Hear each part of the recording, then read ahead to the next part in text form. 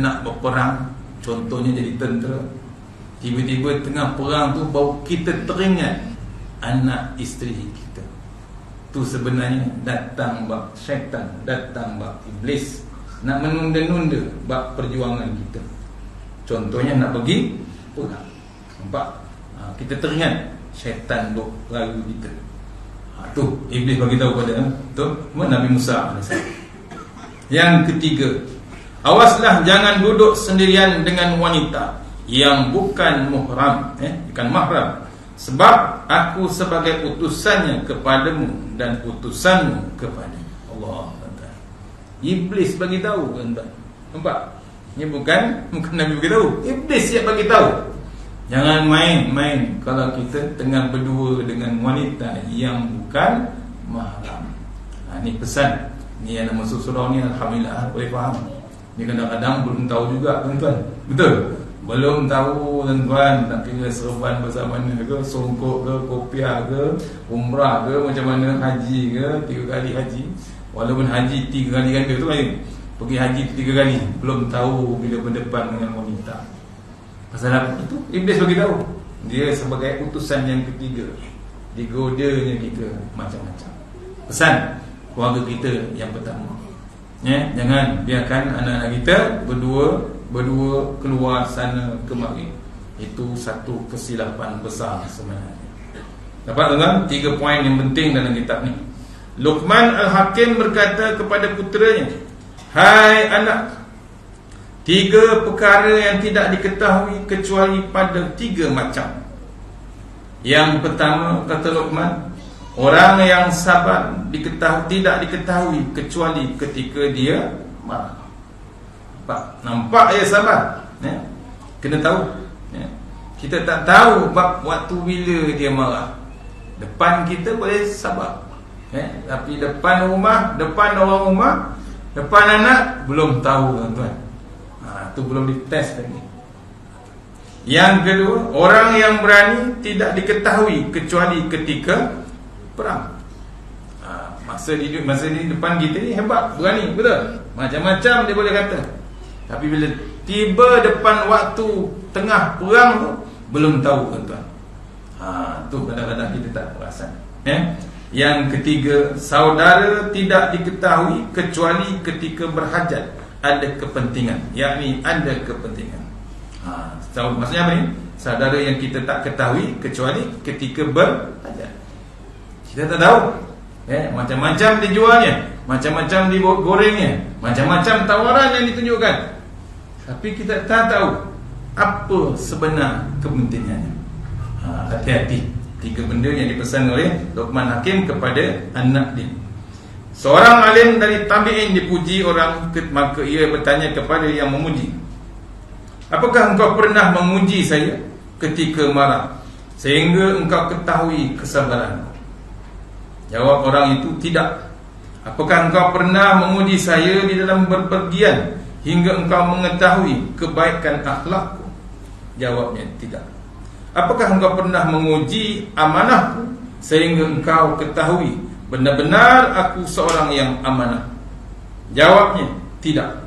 Berkata si alim, celaka engkau, seorang yang tidak boleh memuji lain orang sebelum diuji dalam 3 macam. Ni amen. Jangan kita nak kuliah.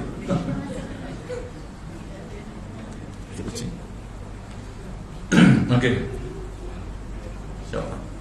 Sesuruh orang alim dipuji, dipuji oleh orang, tapi dia bagi point untuk kita sebenarnya. Jangan suka-suka nak terus puji orang tu. Kita tak tahu macam mana. Simple, macam kita bersahabat lah.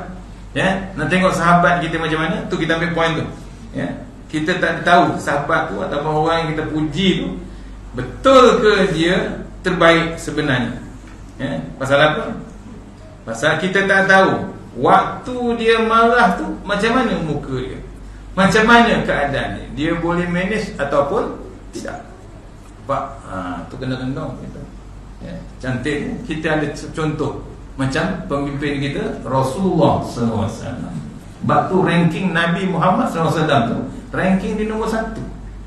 dalam dipanggil Nabi-Nabi yang ulul azmi, Nabi-Nabi yang diuji Allah Ta'ala, yang terbaik sekali, yang paling hebat diuji Rasulullah SAW. Sebab tu dia ranking nombor 1. Dan ditulis orang warat pun, ranking orang yang paling berpengaruh dalam dunia adalah Nabi kita, Nabi Muhammad SAW. Masih lagi nombor 1. Sebab tu orang tahu dah macam mana Nabi marah. Betul? Nampak? Ada masa dia marah. Pasal Nabi marah ada pada tempatnya. Bukan terus-terus macam kita. Kita tak boleh usik sikit. Betul? Tak boleh sentuh sikit, marah kita. Tak boleh tegur sikit, Allah, tuan. Tu yang pertama, macam mana nak tahu kesabaran kita. Nak tengok bersahabat, tengok kita musafir. Macam mana sabar. Itu yang kedua. Kau pernah menguji saya di dalam berpergian. Maksudnya apa? Bermusafir. Kena keluar ke 3 hari ke 7 hari ke 100 hari ke. Tengok perangai kita waktu bermusafir. Boleh tak? Kita tak tahu. Test daripada Kuala Lumpur sampai ke Johor. Saya ingat lagi Datuk Ismail kamu cerita. Nak tengok kawan tu, tengok kita musafir daripada KL sampai Johor. Sampai Seremban berhenti R&R, minum. Tengok siapa bayar. Kalau dia tak bayar juga, kita juga bayar. Confirm 1-0. Kata Tok Guru. Tok Guru bayar. Sampai Melaka rehat lagi, minum. Tengok bayar tak dia? Tak bayar juga, 2-0. Sampai Johor, dah sampai hotel, minum teh, kita juga bayar. Confirm 3-0. Kedekut nak mampus. Itu cerita. Nampak? Berlaku. Kita nak tengok sahabat tu. Bukan kita nak apa tak. Tengok sahabat. Orang yang berhebat sahabat ni, dia tak jaga bab tu, tak jaga bab kedekut tu. Dia berlumba-lumba nak bayar. Betul? Itu sahabat. Kadang lama masuk dalam masjid, masuk dalam surau. Bila pergi kedai mamak, duduk satu meja panjang ramai. Bila kira, sini saja. Allah. Ni ketika dia tak mengaji bab tu. Tak sayangkan bab jadi pemurah. Walhal Allah tu maha pemurah. Bismillahirrahmanirrahim. Allah tu pemurah. Sayang. Dia tak sayangkan bab harta dia. Pasal dia sayangkan kisahnya.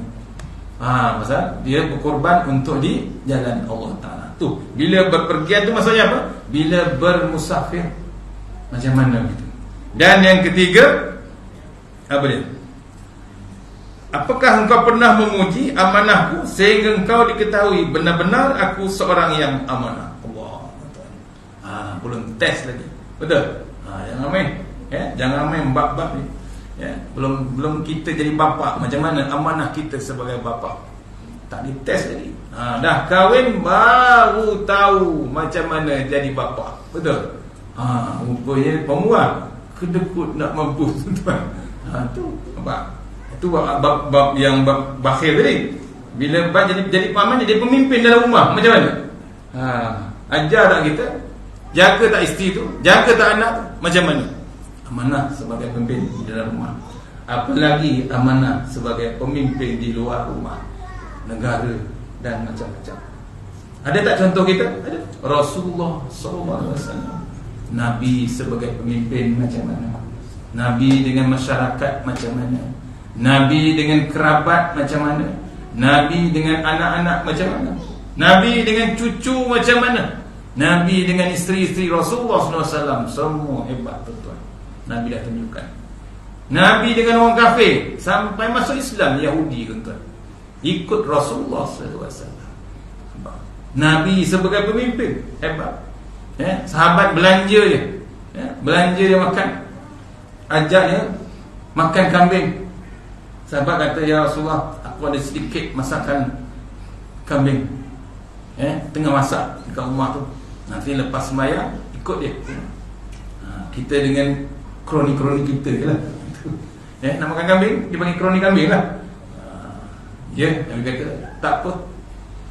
Lepas sembahyang, Nabi ajak semua masjid tu pergi ke rumah sahabat tu. Dah panik. Orang rumah dia lagi panik kan. Kambing tu seperiuk je, bukan banyak, seperiuk. Nabi pergi ke periuk yang dimasak oleh isteri tu, dibacakan doa. dengan Rasulullah. Sahabat terlupa itu Rasulullah. Bila Nabi berdoa lain macam tuan-tuan, bukan calang-calang doa, terus kepada Allah. Betul? Lepas dia baca doa, makan semua. Cukup tak? Cukup tuan-tuan.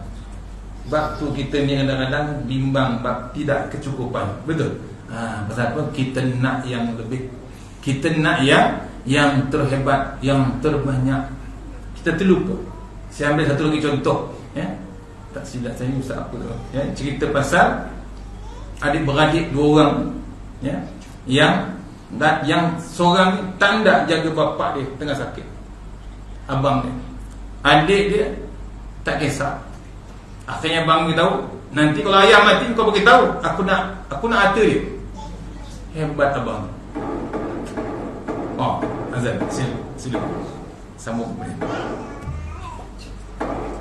Sila azan.